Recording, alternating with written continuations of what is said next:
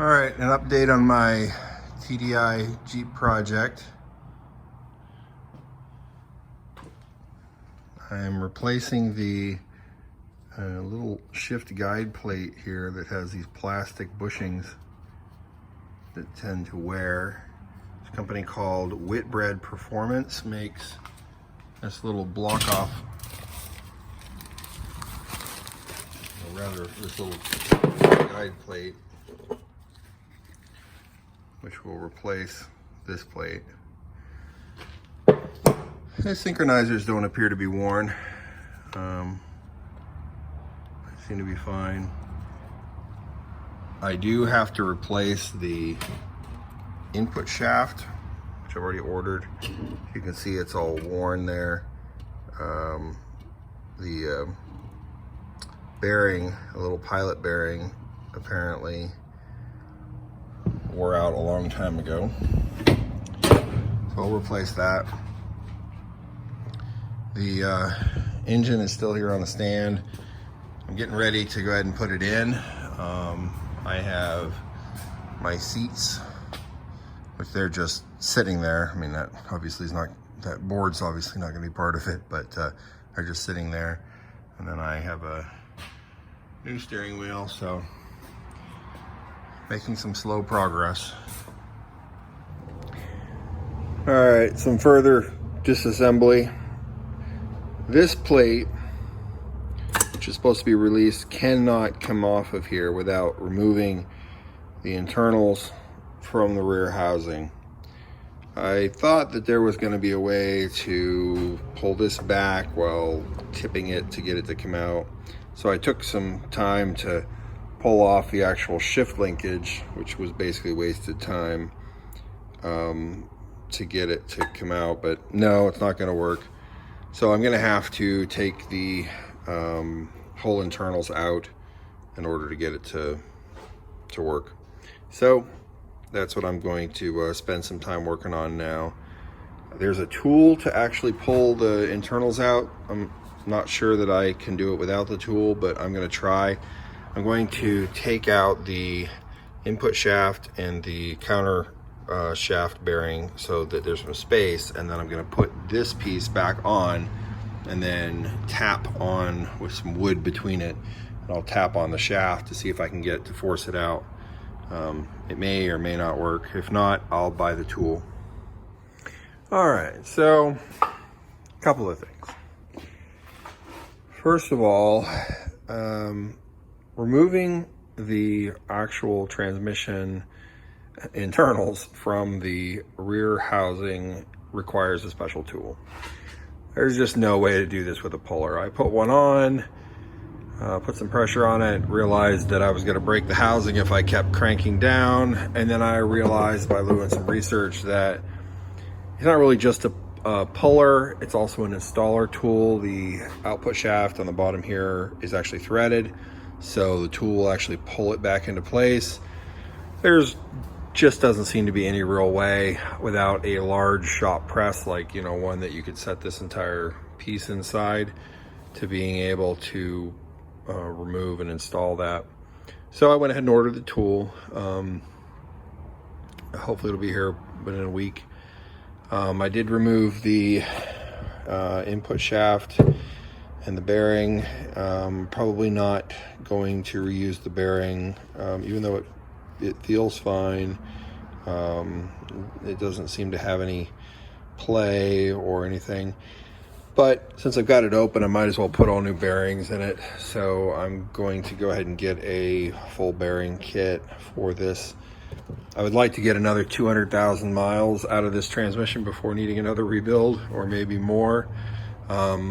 It's got 200,000 on it now. And if it got to this position at 200,000, you know, the worn input shaft and just starting to feel a little rattly and shift a little rougher, you know, with these broken. Hopefully with the new bronze plate that will fix that. Here's the bronze plate itself. This is made by Whitbread, Matt Whitbread. Once I get that plate installed, and all new bearings. Put this all back together. Put a one of those precision shift housings on here. In theory, this transmission will last a lot longer. It's better really to do this than the other option, which is just to buy a remanufactured transmission. If I bought a remanufactured transmission, it'd be about $1,500 or $1,600. And sure, this would be good, but it'd also still be plastic, and I wouldn't have the better shift housing. So I think I'll get a better transmission than I would get, and I'll spend less than $1,600.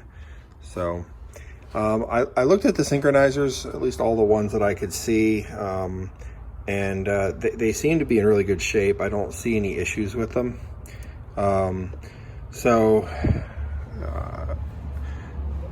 I'll keep looking, but you know, as it is now, there doesn't seem to be any problems. The teeth aren't worn. Actually, I have one of them in here.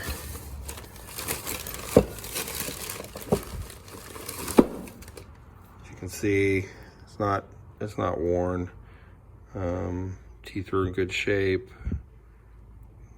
I don't think there's anything wrong with this synchronizer. I'm not going to replace the synchronizers like I thought I might. So I'll get that done and then put my clutch on and then get it mounted up to the TDI, hopefully in a couple of weeks. An update on my seat project while I'm waiting for the transmission work to be done. So I've got my steering wheel in so that I can kind of mock up my seating position. These are the seats that I bought. They're Hyundai Genesis seats. I've removed, for now, the slider mechanism. It's on the bench. I've got to change the way the bracketing works. But my thought in here is, so for the camper shell, there's got to be a sort of a bulkhead here to connect to the camper. But I'd like to build a flat platform across both sides, like from here over to the equal side on the other side. So it's flat and covers right up to this level here. So the half-inch composite flooring that I'm going to use will sit flat on this, and then that'll be the level. The transmission tunnel hump here will be a little higher, but everywhere else it'll be the same level as this. So I'm going to build a metal frame that's going to kind of keep that level across to here and all the way to the back. In order to mock it up, I am going to just put this piece of half-inch plywood in here just to kind of get an idea of the position. I've got to leave a little bit of a gap here. I don't want it to be right up tight, but I want it to be fairly close.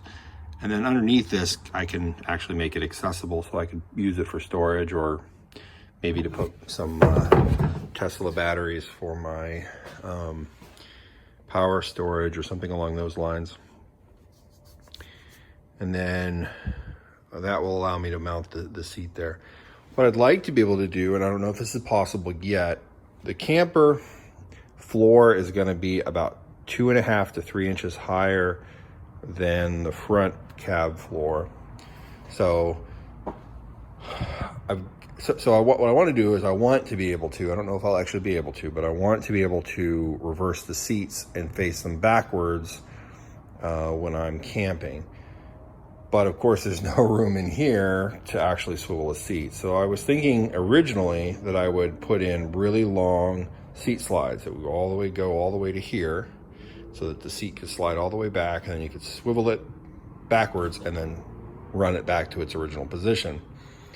I don't think that's possible anymore because of the different level of floor. Not only that, but if it's sitting right on the floor, it's not as though it's here where you got a lower place to put your feet. If it's sitting right on the floor, it might not be all that comfortable.